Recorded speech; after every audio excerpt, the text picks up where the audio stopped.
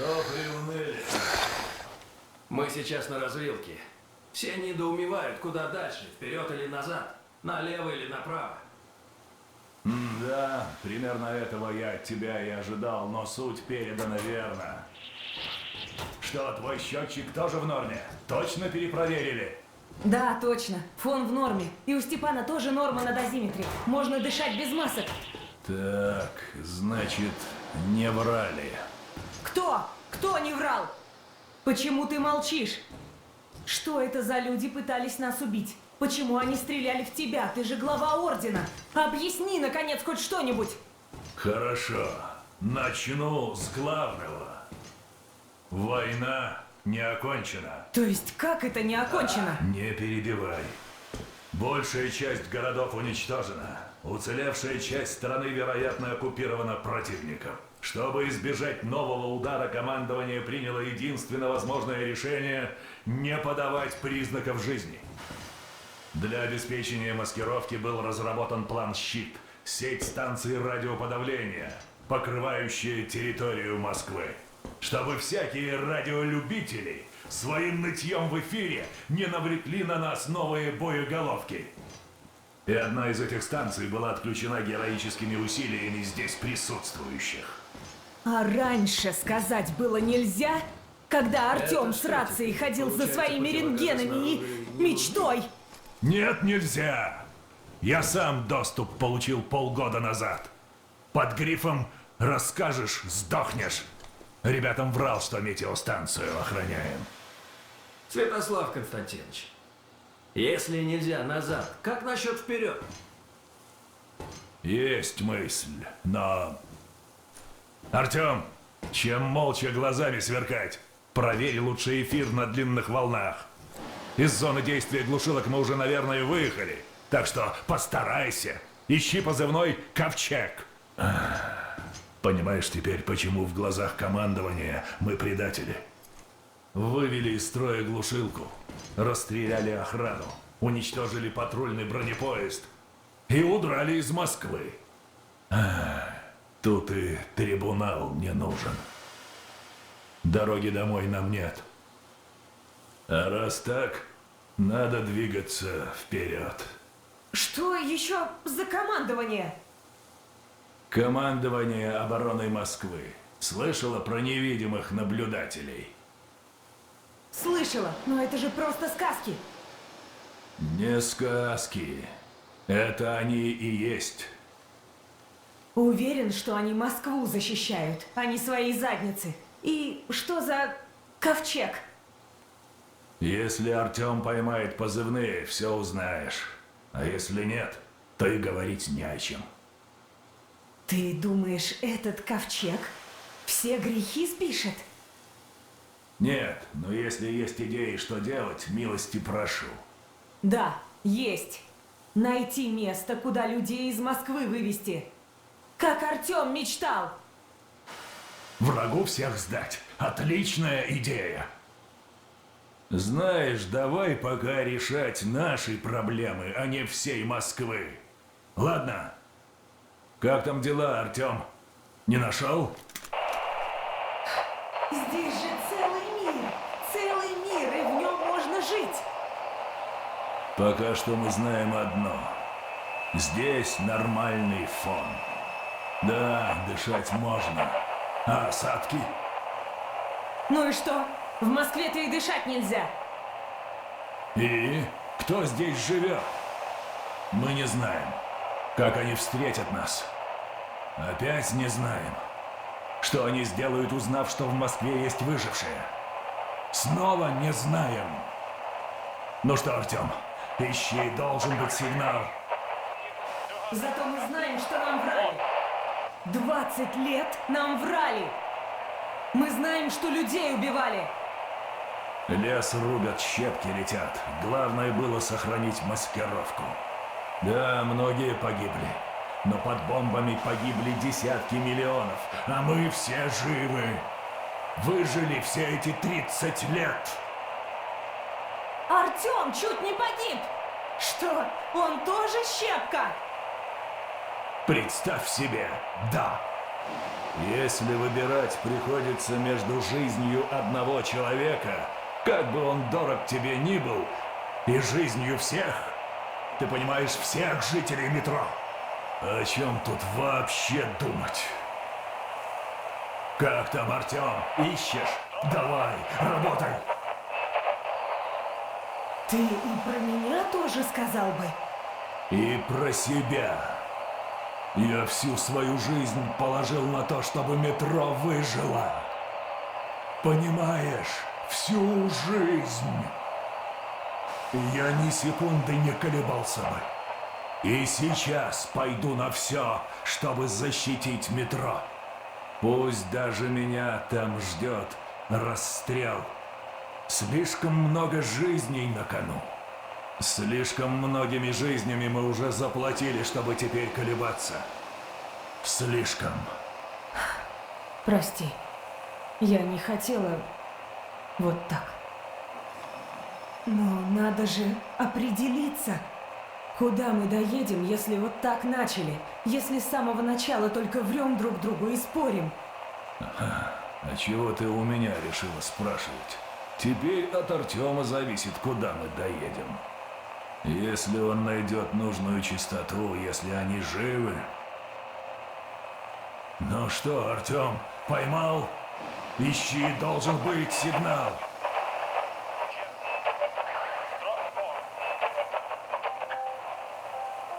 Пока ничего, Артем. Как же так? Должна же быть передача. Поищи еще. Внимание! Ну-ка, ну-ка, это что? Комитет по восстановлению базы Ковчег. Всем, кто слышит это сообщение, Всем кто слушать. верность присяге, объявляется общий сбор. Точка сбора. Код 1811-79. Ну-ка. Квадрат 18-5. Повторяю. где там объявляется общий сбор. Точка сбора. Код вот здесь, 1811-79. Ага, гора Ямонта. Ясно. Маршрут вырисовывается примерно такой. Вот наша цель. Так что, ты вот это имел в виду? Да, именно это. Проект «Ковчег» — это целый подземный город. Огромные запасы, техника, лучшие специалисты. Это ставка верховного главнокомандующего. Там все руководство страны, и они начали возрождать страну. Мы расскажем им, что Москва жива, что все было не напрасно. И все изменится, все, вы понимаете это? Начинается новая жизнь для всех выживших. А с женщинами там, кстати, как ситуация? Орлы! Ну, раз такой случай, Дамир, доставай. Что доставай, товарищ полковник? А что у тебя вечно во фляге булькает? Что, думал, не знаю? Это я мигом. Это я не поверил сначала. Но до Урала путь не близкий. Давайте, что ли, обустраиваться как-то. Название этой развалине дадим. А что, давно пора? Предлагаю Анютины глазки. Да иди ты! Еще лучше. Да ну! А как насчет Авроры? Богиня утренней зари и крейсер... ну, сами знаете чего. Другое дело. Неплохо. Мне нравится. Красивое имя. Вообще норм. Но крейсер чего? А, потом расскажу. Значит, и решено. Ха, тогда за Аврору!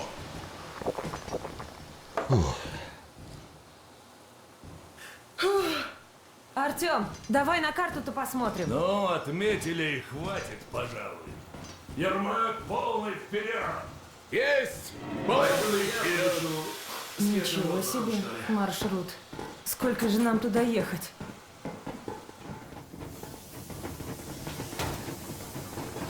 Как ты, Леша? Ждал тому расстрелу в сердце, а получил от небритого мужика пулю, но мимо. Ты точно в порядке? Я ведь тебя знаю. Точно. А шрамы только украшают мужчину. Во, а там впереди барыши, небось, ого-го сколько. Куда мне много-то? Тут важно не числом, а умением.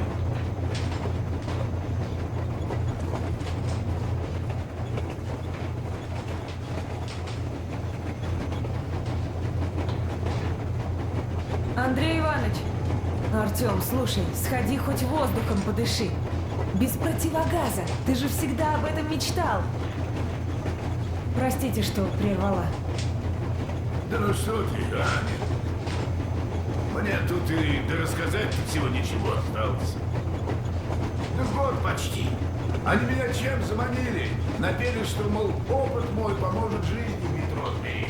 Про метеостанции, посты наблюдений за миграцией монстров рассказывали. Ну я и верю, добился. А 2 месяца назад они людей на Аврору мою погрузили, потом охрана их вывела, а вернулась уже без них.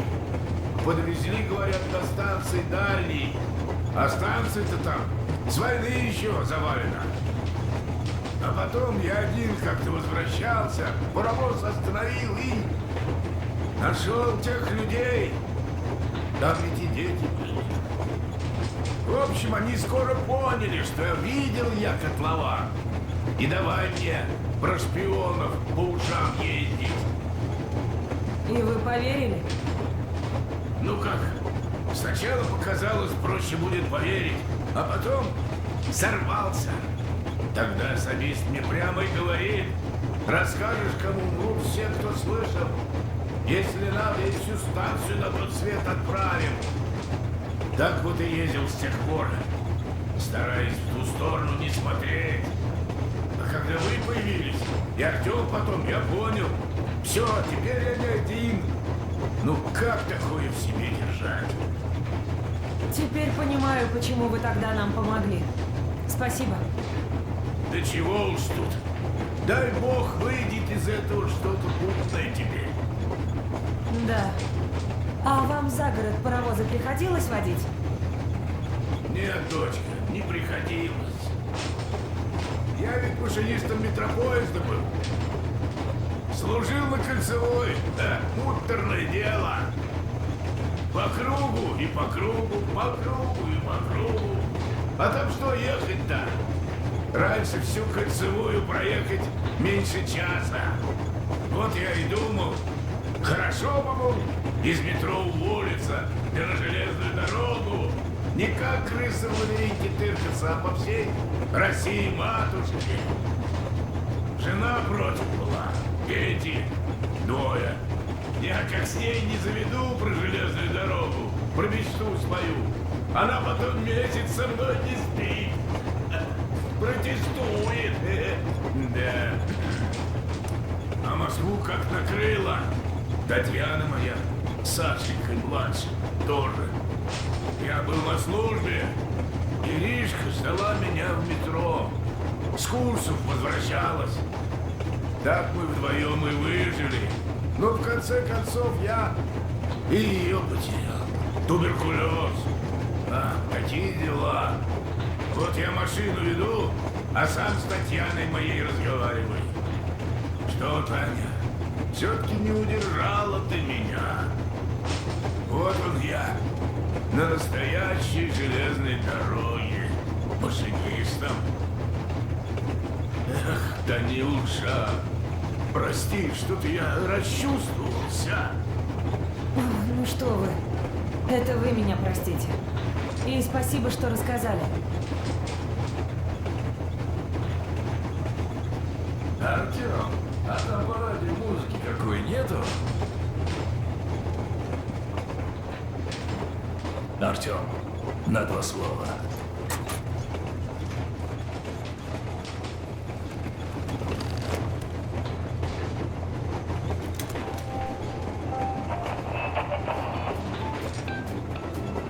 Надо же, нашел. Спасибо, Артем. Сразу веселее стало.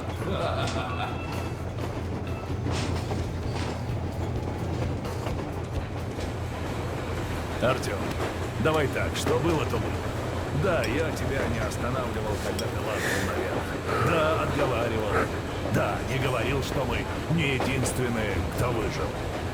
Но у меня самого, у меня допуска не было. Это государственная тайна, ясно тебе?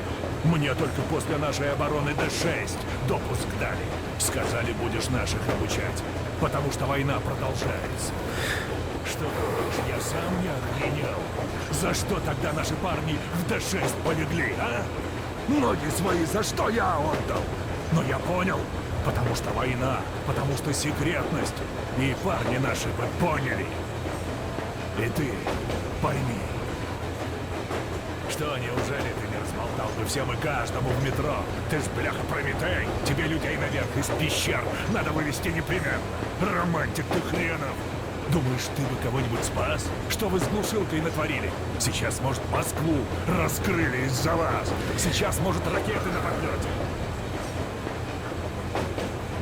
В общем, что бы они там про меня не думали, я не дезертир и им никогда не буду, ясно? Если надо, я готов ответить за все. Но если есть хоть малейший шанс получить прощение, я его заработаю. И значит, нам, как споткнувшемуся бегуну, просто чтобы не упасть, надо бежать еще скорее. И не дай бог тебе еще раз поставить нам всем подножку. Понял? Надеюсь, что так. Ну, теперь нам хоть ясно, куда бежать. Так что можешь вернуться в рубку и взглянуть на карту. Примерно маршрут уже ясен.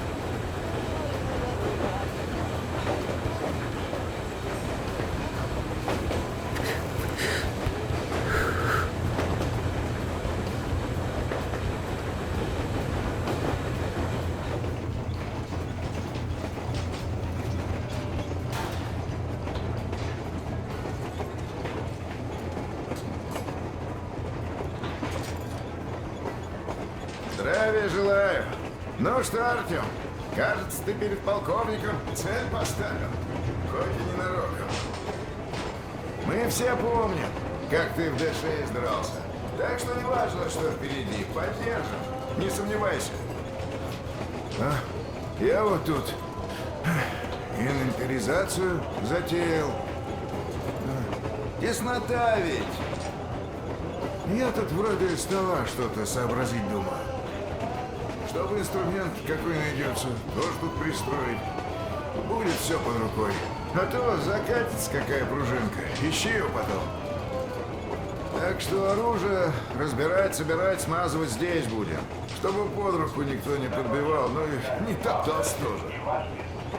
По очереди, правда, придется. Да ничего, разберемся. Так что, если трофеи будут, приноси. Я проверю, переберу. Починю, если надо. В общем, назад получишь в лучшем виде. Эх, сколько я этих автоматов перебрал. И заводские, и самодельные. Такие конструкции попадались, обалдеть просто. Так что, если чего по оружейному делу, вопросы какие, не стесняйся, подходи. Автомат он как девушка, подхода требует. И смазать надо, и почистить, и патроны проверить. А ты знаешь, с этими самодельными капсулями окисляется гильза иногда. Ну уж, если душу вложил, в бою не подведет. Вот сейчас эту красавицу протру и другую почистим.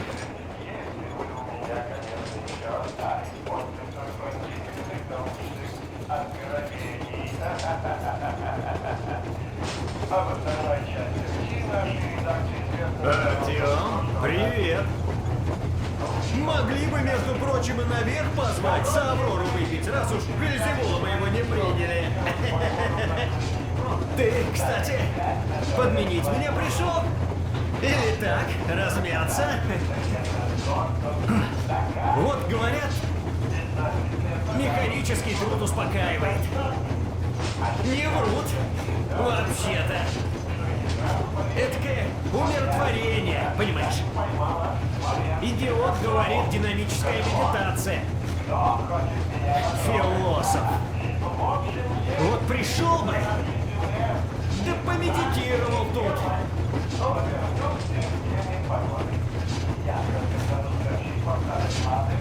Ну, давай.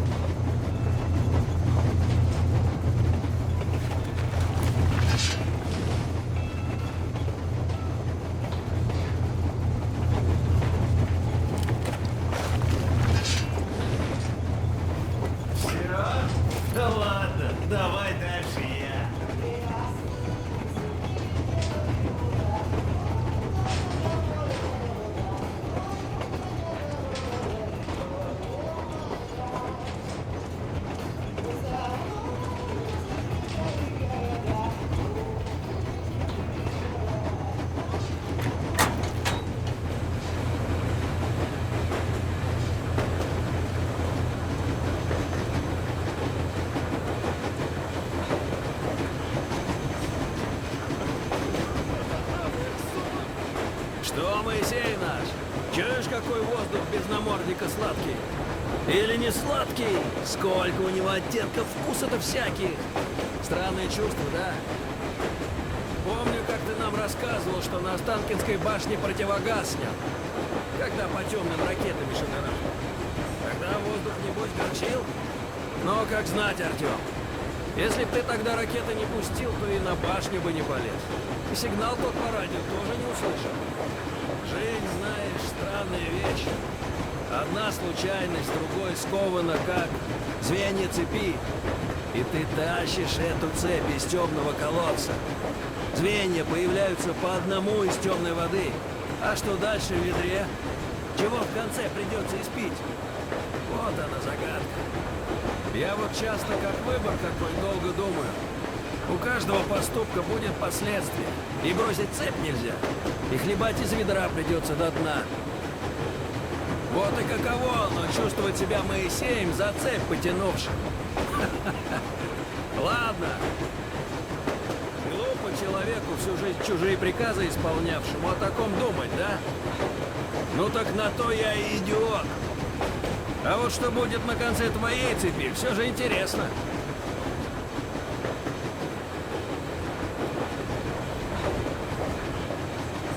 Слушай, если радиации нет, получается, мы теперь всех из Москвы вывести можем? А не важно, какая радиация, товарищ американец. Жителям Москвы придется остаться в Москве. Почему в самом деле? Совсем мало отъехали, а радиации нет. Это у вас в Америке, может, так все просто. Было. А у нас тут все всегда очень сложно. С утра мы герои метро, а к вечеру уже вредители и шпион. И это еще до того, как поезд их под откос отправили. А все почему? Потому что теперь мы знаем кое-что, чего раньше не знали. То, что считали правдой, оказалось ложным. И только за это нас готовы к ногтю все. Ну и что? Ну вот начальство Ганзы, наверное, знало, что тут можно жить. Но люди простые ведь не знали.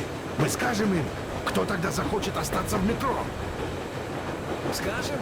Да если они ради своей правды баб с детишками через мясорубку проворачивают, то уж тебя-то, дядя, сам и подавно схарчат. Вернуться никак. По радио тоже. На то глушилки и стоят. Ну или так. Прорвался ты, Рэмбо, такой в метро. Донес до них истину. Все тебе, конечно, сразу поверили и говорят: окей, Моисей, валим из этого странного Египта. Ты представляешь, сколько людей из-за этого погибнет? Представь себе население средней станции. Даже если Ганза стрелять не станет, куда они дойдут? До первого гнезда носачей. Это мы тут фигачим на Восточном экспрессе в рассветное солнце. А там будет другая картина. А если организовать эвакуацию? Кто это сделал? Ганзейцы, которые нас 20 лет в катакомбах продержали? Или мы с тобой? А ведь надо не просто из Москвы вывезти, а и привезти куда-то. Где-то поселить, чем-то кормить. Нет, брат, я тебя понимаю, но тут все явно сложнее, чем кажется на первый взгляд. Да, просто воздух чистый, дышать можно, я обрадовался. Так это что вышло? Полковник знал все, получается? Ну, ему по званию как бы положено. Он же с Ганзой договаривался. Куда бы мы без них после Д-6? Кто нам оружие дал? Кто личный состав доукомплектовал? А нам с тобой, брат, не положено. Наше дело маленькое. Думать о хорошем и не давать дуракам в метро друг друга истребить. Кто, блин, если не мы? Неприятный ты человек, идиот. Слишком умный. Слушай, Дамир, я думаю, а как далеко мы уедем? А я знаю, противогазы не нужны, дорога через всю страну. Красота, едь не хочу. Надо Ямантау 1002 километров вроде. Нет, я не про это. Горючее у нас насколько хватит? Сколько эта машина потребляет? Жрет, конечно, будь здоров, знай, кидай. Но это уголь, его на каждой станции должно быть запасено. А если не найдем, так и на дровах можно.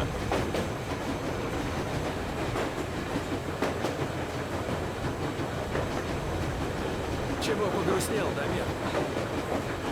Да я, дурак, фильтров как раз накупил. Мог за те же патроны сухпая на полгода взять. Или химзу новую. Еще и пер их на горбу. Капрал соловьем разливался, мол, бери, запас карман не тянет. Да еще на сдачу книжку мне всучил. Цитаты председателя... А чё за писатель такой, кстати? Мао. Ну вот, я как дебил с книжкой этой дурацкой для фильтрами и поехал. А тут нам как раз патроны заводские пригодились бы. Мало ли кого встретим. Ну вот зря ты так про книгу. Как минимум, там полезные мысли на все случаи жизни. В особенности по части войны с империализмом. Вдруг с ними драться по дороге придется. Хотя пока чуть другая драка не приключилась. Точно. Аня не на шутку разозлилась. Хотя, может, и зря. Полковник тоже вроде не все понимает. Как, по-твоему, кто прав? Тот, кто не ошибается. А кто не ошибается? Кто никогда ничего не делает и не говорит понятно.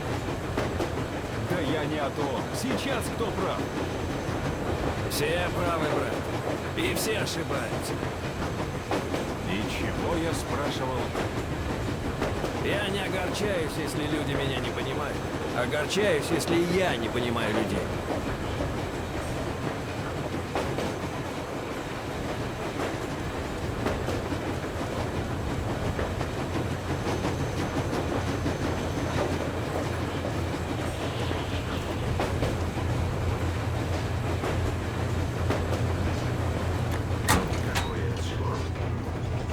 Погиб я, Сэмушка.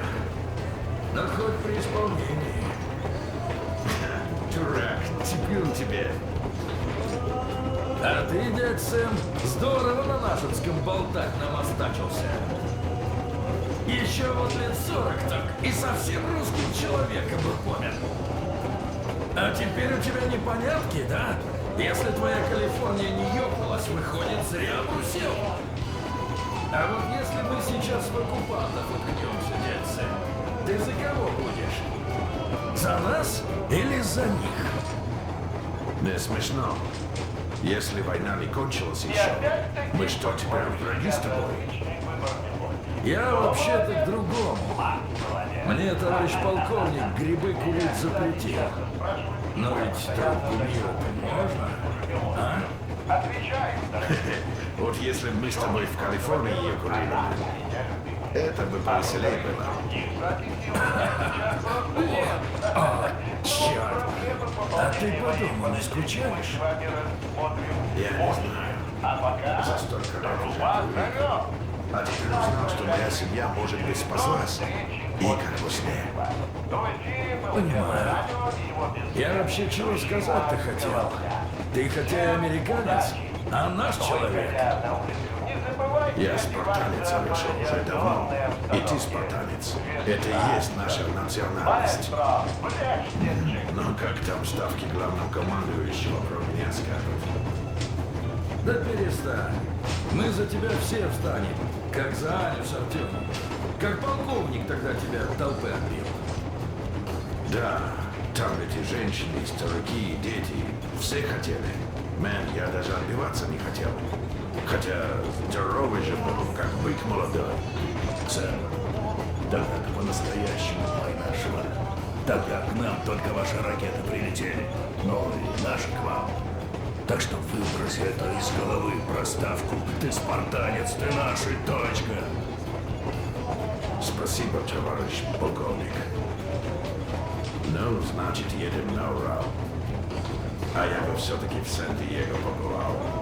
Хоть во сне. А вот я бы в одном бардачке на станции Книжный бульвар. Слушай, меня что-то кружит. Я подремлю, если ты не против. Это правильно. Поспи, Мэн, поспи. Ага. Опять же, во сне Одно экономнее.